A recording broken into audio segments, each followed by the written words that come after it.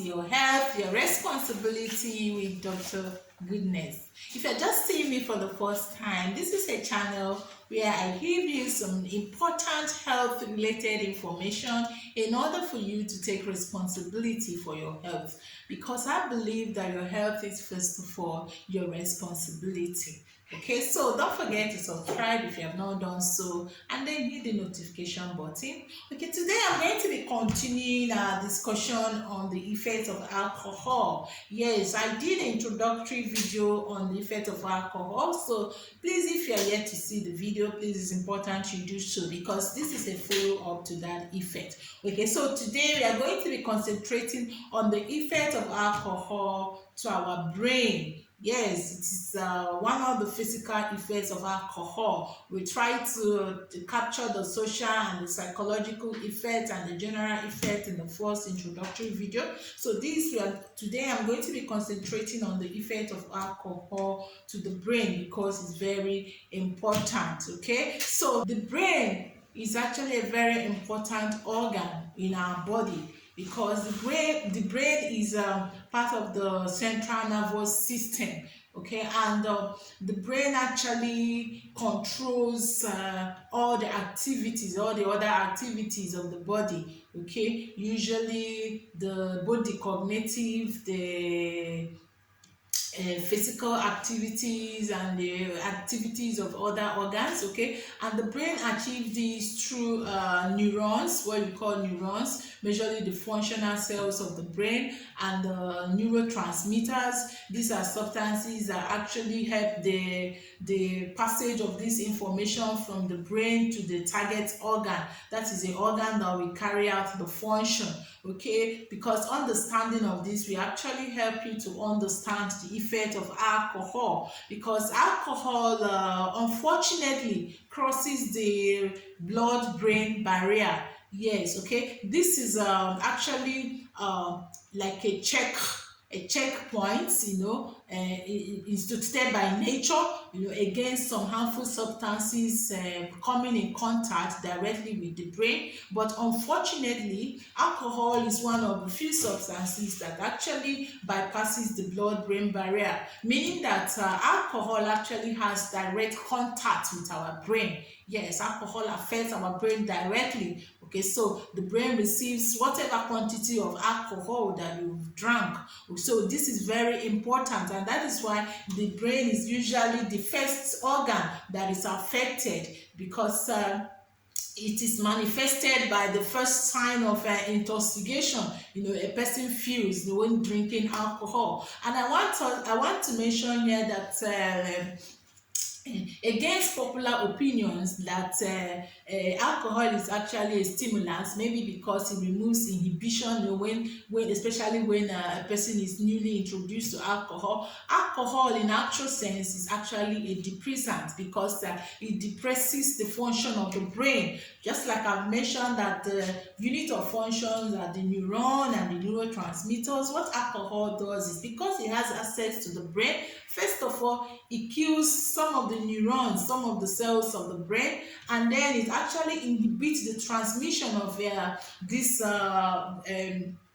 of information from the brain to other target organs, suppressing the brain, depressing these activities. Okay, and that is what we see manifesting. Okay, because the brain has different parts that are responsible for different kind of activity, both behavioral, emotional activities, and physical activities. So once the alcohol comes in contact with this brain, and in the quantity that is high enough to actually depress or suppress these actions, it is manifested. Okay, for example, the prefrontal lobe is actually responsible for the control of impulsive behavior. Okay, so when alcohol actually suppresses this part of the brain, that's why you see people behaving impulsively under the influence of alcohol, exhibiting behaviors that they may not have been able to exhibit when sober. Okay, so that is one of the effects of alcohol.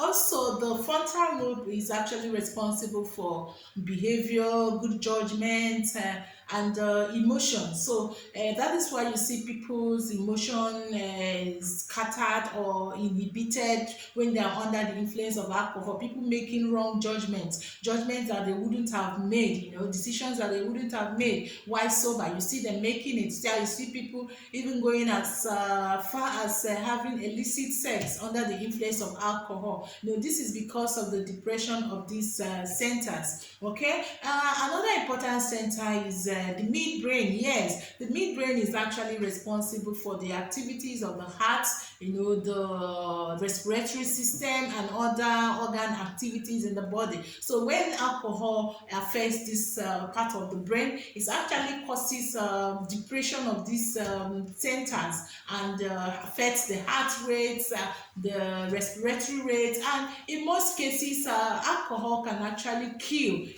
because of its effect on this center. Yes, another one is the hippocampus, that is actually responsible for memory. That's why you see a lot of people, they don't even remember what they do under the influence of alcohol afterwards. Okay, these are actually some of the short time effects of alcohol on the brain. Okay, the brain can actually recover from these effects. Okay, but there is also a long-term effect when alcohol is constantly being introduced, to the brain. The brain actually begins what is called a compensated mechanism, trying to compensate, trying to adjust to accommodate the assault of alcohol. And it is this compensatory mechanism that actually produces some of the severe withdrawal symptoms some people face when they try to cease from drinking alcohol, such as seizures, vomiting, a lot of things, anxiety, depression. It's just to mention a lot of symptoms can actually be manifested because of this compensated mechanism of the brain in order to accommodate alcohol. Okay, another long-term effect is the shrinking of the brain. Yes, I told you that alcohol actually can kill some neurons, some cells of the brain. Okay, so in a long term use, the brain can actually shrink, predisposing the person to a lot of encephalopathy, and even some mental health related issues. Okay, so it's important to note this.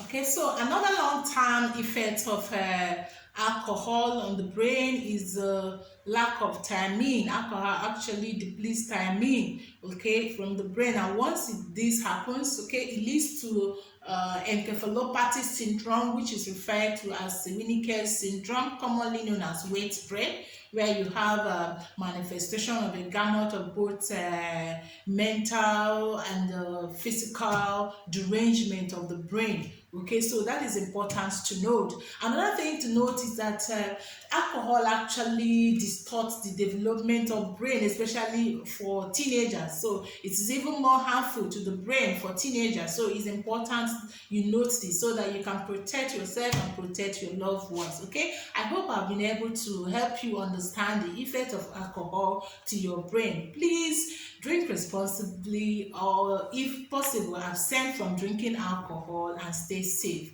This is your health, your responsibility with Dr. Goodness. Bye.